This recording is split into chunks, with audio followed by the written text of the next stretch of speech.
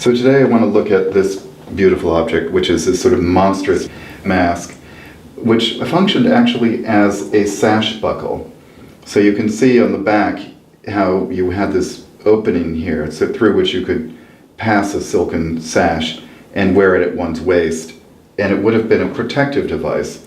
These monster masks tend to be like Medusa or other cultures had them. And they did have them in the Chinese culture, appropriated from probably other cultures. The dating of this is rather hard, and in that it has elements that remind me of Han Dynasty jades, these very fine incised lines on the surface. But the imagery itself is much more like the imagery I've seen on some Buddhist monuments of the 6th century AD. And in particular, there's a very large statue at the Metropolitan Museum of Art that has at its waist an enormous monster mask. And then there are several shrines in the Met that have over the doors where the Buddha resides monster masks.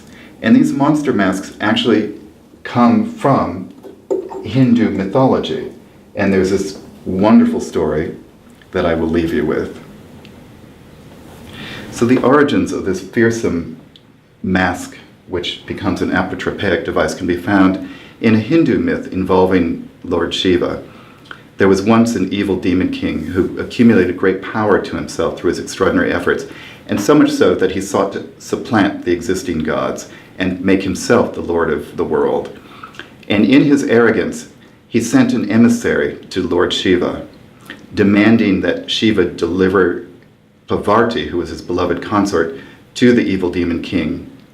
And Shiva was silent at this outrageous request, but from between his brows at the spot called the Lotus of Command, he burst forth a tremendous ray of energy that materialized as a fearsome lion-headed demon with a disheveled mane that spread through the heavens, eyes that burnt like coal, and a roar like thunder. At this fearsome apparition, the emissaries quailed and sought refuge in the benevolence of Shiva.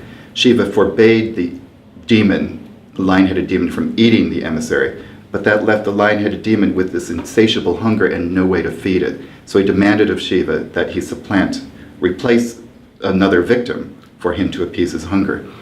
Quick-thinking Shiva suggested to the monster that he eat his own hands and feet, and that's what he did. He started to gnaw at his hands and feet, and when he was done with them, he ate his arms, his legs, and then his teeth went through his belly and through his torso until there was nothing left but his fearsome face.